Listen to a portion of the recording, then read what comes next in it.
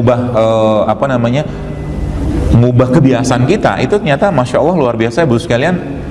Banyak sekali perubahan kesehatan kita yang terjadi. Bahkan Anda bisa meninggalkan obat, Anda bisa meninggalkan obat dokter ya. Misalkan yang sering banget gatal, misalkan ada yang bukan sering banget, ada yang sering gatal-gatal gitu ya, gangguan pencernaan, itu sebenarnya ada asbabnya. Nanti saya jelaskan asbabnya apa, supaya Anda bisa mulai perbaiki. Kalau mau. Sekarang ngomongnya mau, nanti buka puasa kita lihat.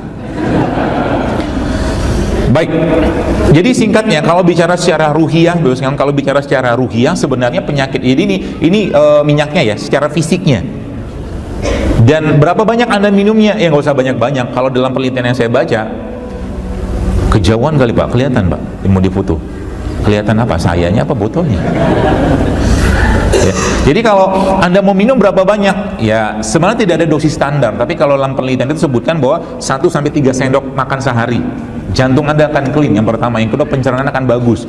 Terus juga saya pesan kepada Anda yang sudah mengalami konstipasi atau susah buang air besar, kalau mungkin sudah makan apel 1 kilo, nanas 1 kilo, pepaya 1 kilo, nggak keluar-keluar juga, Anda makanlah minyak.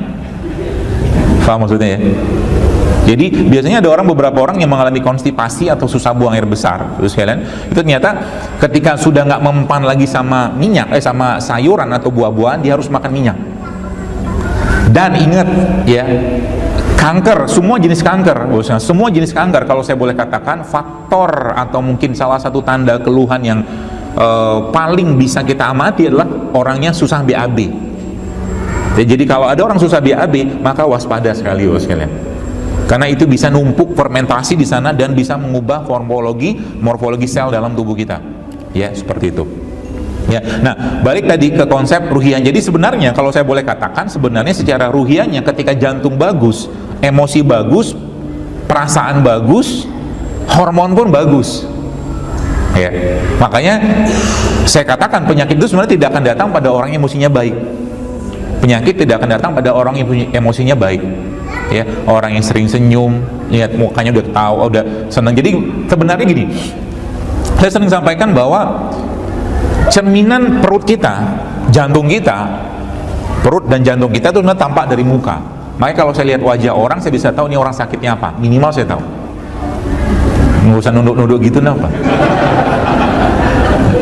Ketahuan Pak Bu. Ya. Bahkan waktu saya ada teman, waktu ada dia pengurus di daerah Batam, saya lihat ini udah bengkok banget, ini pucat. Saya bilang, ini kayaknya ginjal ya. Saya bilang, kayaknya nggak lama nih orang mati. Saya bilang, beneran. Saya nggak tahu mati kapan, tapi kita 1-2 bulan kemudian beliau meninggal. Ya, kelihatan kok dari bibirnya. Nah, jadi kalau bibirnya nggak merah, ya ada something wrong itu dengan jantungnya. Kan? Dan nggak bisa dimerahin juga, mau dikasih cabai, mau kasih lipstick, tetap aja nggak pucat gitu ya. Jadi wajah itu cerminan sehatnya dua hal, kalau saya boleh katakan. Wajah itu cerminan dari sehatnya dua hal. Yang pertama, kolbunya secara ruhiyah, wajah. Makanya kalau Anda lihat ustadz-ustadz ya, misalkan Anda lihat syekh-syekh yang orang-orang soleh itu, lihat wajah itu udah senang banget, lihat wajahnya doang udah senang, hilang sakit kita ya. Perasaan nggak senang kita, perasaan yang gundah gulana, lihat wajah orang baik, orang soleh itu menyenangkan ya. Makanya saya senang lihat wajah Anda, kelihatannya soleh-soleh, insya Allah. Ya kalau belum soleh ya pura-pura soleh dulu lah ya, nanti soleh beneran kan. Yang pertama itu ya, jadi secara ruhiyah akan tampak di mukanya. Yang kedua, secara fisik juga akan tampak. Jadi secara fisik, jantungnya seseorang atau isi pencernaan seseorang juga akan tampak dari muka, sekalian. Logikanya sederhana gini, kalau mungkin kita sering lihat ada orang-orang yang kena penyakit liver seperti ikterik seperti itu. Kalau orang kena penyakit liver, maka wajahnya akan kuning, bibir akan kuning, mata akan kuning, kan gitu. Orang yang kurang darah, bibirnya akan pucat. Ya, jadi wajah kita ini sebenarnya memang nyata-nyata, memang cerminan dari apa isi badan kita. Jadi kalau saya mau ngelihat orang itu ngerokok atau enggak, gampang banget, lihat aja dari bibirnya, saya ketahuan, ini orang ngerokok deh. Lihat dari bibirnya, lihat dari giginya, udah ketahuan. Ya gitu. Jadi cara memperbaikinya apa? Ya tadi balik-balik ke bagaimana kita mengubah yang tidak sehat tadi menjadi sehat. Gitu ya. Dan ada beberapa hal yang mungkin kalau saya boleh katakan, kalau saya boleh minta kepada Anda, kalau Anda mau kerjakan, maka saya bisa pastikan insya Allah berbagai macam penyakit bisa hilang, termasuk yang nyeri-nyeri, misalkan terutama yang sering banget sekarang itu keluhan orang habis bersila semutan, itu bisa hilang dengan beberapa cara ini nanti saya tunjukkan. Oke? Nah, dan Nabi SAW sekalian, kalau saya boleh katakan, sudah memberikan berbagai macam cara tadi ataupun berbagai macam pola tadi. Oke? Dan zaman dulu kan nggak ada sains, jadi zaman dulu tuh benernya gimana? Ya karena mereka beriman, benar-benar iman yang benar gitu ya, sehingga mungkin Nabi ngomong apa-apa, mereka udah sabar. Rasulullah SAW saat itu mereka semua bilang samina wa aton ya Rasulullah, kami dengar, kami ikut, kami taat, kami kerjakan, titik, nggak ada yang lain. Nggak usah bertanya mana buktinya, mana kajiannya, nggak ada zaman dulu ya. Kalau zaman sekarang beda lagi ya. Kalau kita menyatakan sesuatu, mereka tanya dulu mana buktinya ya. Kami dengar dulu tapi kami pikir, samina wa asoina, kami dengar-dengar, kami pikir-pikir loh. Kalau benar kami ikutin, kalau enggak nanti kami pikirkan.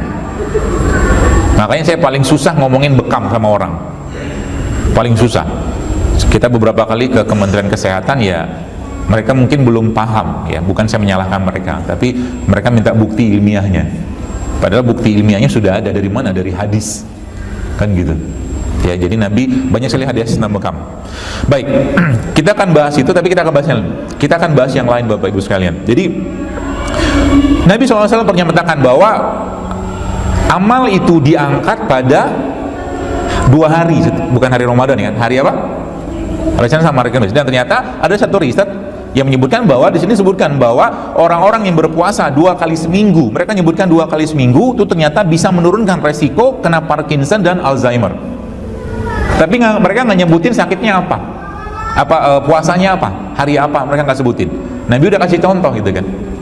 Dan saat ini sebenarnya bulan ini, kalau saya boleh katakan bulan ini justru malah selama 30 hari penuh kita dituntut sebenarnya untuk meng-cleanse atau mendetoks seluruh badan kita dengan catatan satu, yaitu Anda atau kita mulai berpikir untuk healthy lifestyle atau gaya hidup yang sehat. Kenapa zaman Nabi SAW zaman dulu penyakit-penyakit berat nggak ada, kebanyakan penyakit wabah? Karena mereka makannya sederhana, nggak kayak kita zaman sekarang ya. Ada yang berbuka mungkin pakai apa tuh, lontong ya, apa tuh namanya, dibungkus yang lontong yang dibungkus pakai daun pisang tuh, arem-arem. Tangan kanannya megang arem-arem, tangan kirinya megang tahu, biasa gitu. Tangan tengahnya megang cabai, nah gitu ya. Jadi puasa ini kalau saya boleh ilustrasikan dengan sebuah ilustrasi sederhana gini Bapak sekalian. Katakanlah kita punya 2 jenis pertanian, ada pertanian organik sama pertanian biasa. Nah, pertanian biasa ini dalam setahun penuh itu pertanian itu disemprotin dengan pestisida, disemprotin dengan insektisida, segala macam yang sida-sida itu. Sida itu kan bikin bunuh. Oke. Nah, terus tiba-tiba si petani ini akhirnya dia dapat hidayah. Dia pengen untuk memberikan yang sehat untuk masyarakat. Dia dapat hidayah. Akhirnya dia berpikir untuk saya mau bikin produksi pertanian yang organik, kata dia gitu. Kalau petani sudah mau melakukan seperti itu Bapak sekalian ya, maka dia harus melakukan suatu kegiatan atau tindakan yang disebut dengan land clearing. Land clearing itu tanah pertanian dia tadi itu tidak boleh ditanami waktu tertentu, itu cuma gemburkan terus, dikasih pupuk-pupuk alami semua, itu namanya land clearing. Saya lupa berapa lama, dia katakan 6 bulan dan sampai 1 tahun. Jadi nggak boleh kasih apapun kecuali yang bagus-bagus di situ. Oke. Nah sekarang setelah nanti sudah cukup tanah tadi sudah bagus, baru ditanam. Sebenarnya kalau saya boleh katakan, saya mau tanya kepada Bapak Ibu sekalian, jujur aja lah, dalam kita punya 12 bulan sekarang, 11 bulan sebelum Ramadan, kalau saya boleh tanya, Anda lebih banyak nyampah atau hidup sehat? Nggak mau jawab di padu. Jujur aja kan kita banyak nyampah ya, kita banyak, bukan nyampah sih terlalu ekstrim bahasa, tapi kita banyak makan-makan yang justru nggak sehat. Dikasih bulan Ramadan kayak begini, boro-boro justru malah bukan bikin land clearing. Jadi kalau saya harus katakan, ada tanda orang yang nggak sukses puasa Ramadannya secara fisik ya, adalah hari pertama ditimbang berat badannya 60, hari terakhir 70, itu nggak bener puasanya gitu ya. Iyalah, orang justru kita sekarang mau restriksi kalori, kok malah kalori digede-gedein ya. Sudah tadi udah 11 bulan sudah banyak masalah, sekarang ditambah lagi dengan masalah baru.